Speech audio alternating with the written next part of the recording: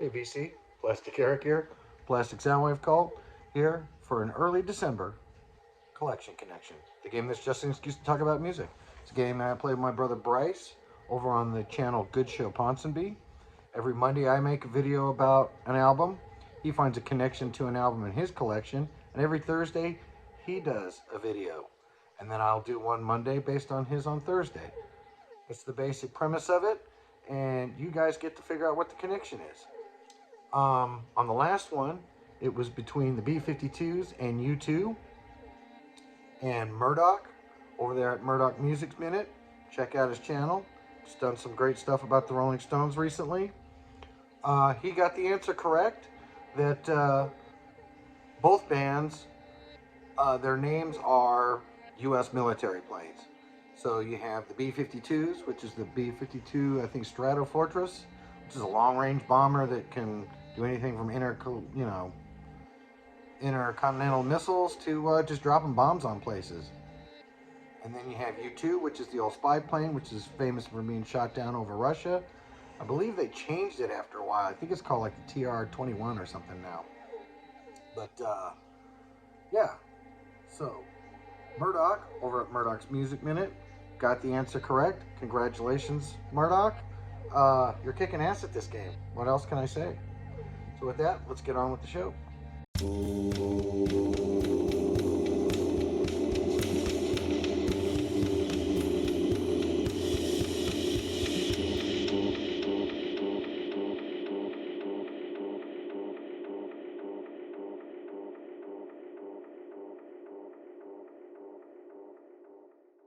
So the last album that my brother showed was U2's You Can't Leave It Behind, because it's a really long fucking title. Um, Pretty good album. First couple of songs are great on there. I tend to find that the rest of the album kind of falls into that U2 sound. It seems like after Actung Baby and Zoology or Zeropa that they started kind of falling into a certain sound. I feel like the Rolling Stones were the same way. They had all of these big hits when they first started off, and then starting in the 70s, they started having a sound. And you kind of heard that sound in their music from that point on. I don't know how to describe it with the Rolling Stones, and I don't know how to describe it with U2, but if you listen to their later stuff that comes out now, it generally all kinds of sounds the same to me.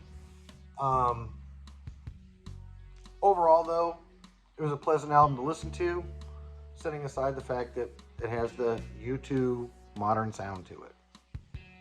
So the album that I connected to U2's You Can't Leave It Behind Whenever You Feel Like It is Peter Gabriel, Us. Very good album. Got this tape here in 1992. It's the original tape. I don't know if that counts on cassettes or not, you know. I got an OG cassette. But really, fantastic album. I would put it right up there with So. I think So was a good album. And I think this, even though it was a few years later, is a nice kind of almost second part to that. It still has many of the same kind of tropes you hear in his music. World sound, if that's the best way to put it. Art music. I mean, the song that I really love on here is Digging in the Dirt. I think that was a single. And I think there was another single. Maybe Come Talk to Me was a single. And maybe another one. Maybe Secret World. I'm not sure. But what got me to buy this was Digging in the Dirt. That is one of the most saddest songs I've ever heard. It's almost schizophrenic. It's sung from the perspective of, I guess, the perpetrator. Someone who's obsessed with somebody else. It's a beautiful song. Kind of makes me think of like Every Breath You Take, whereas in the 80s that would be like people's wedding songs because they just really didn't listen to the lyrics. And I think when you really listen to the lyrics of Digging in the Dirt, man, it's deep, it's dark, And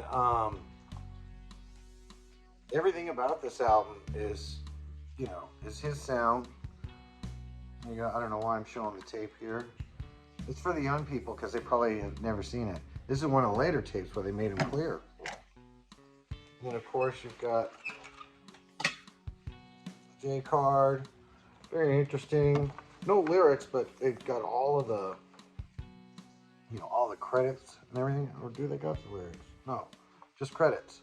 So no lyrics, but all of these credits on these songs. He works with a lot of people. And then he had artists that did representation of each song.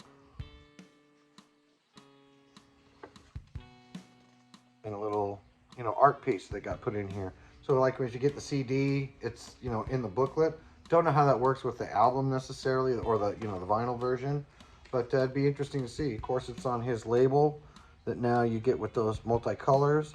And as I was researching this, I thought it was interesting how it'll, I don't know if each one of these represents a continent or something. But basically, like if he does it in England, if you see this on CD or vinyl, it usually ends up about right here and it'll say England. But if he has something from Africa, I've noticed it usually ends up in the green. He said some other countries that in there that go in these other spots. So it's like a weird little color coding that he has on there. Something you might see on like New Orders, Power, Corruption, and Lies. Also had a little color code in it. That one was more specific. But yeah, if you get a chance, listen to this album. It's really good. I think you could have done a little bit better in the artwork on this. It's a little bit weird. I finally realized as I was looking at this that this is actually a woman here. I thought it was just like a wispy piece of smoke or something, but hey, you learn something new every day when you try to test this stuff out. So with that, I think I'm going to try to make this a little bit shorter. Peter Gabriel's Us, that's my connection. Bryce, it's off to you. Good luck on the connection. Hope you guys can figure out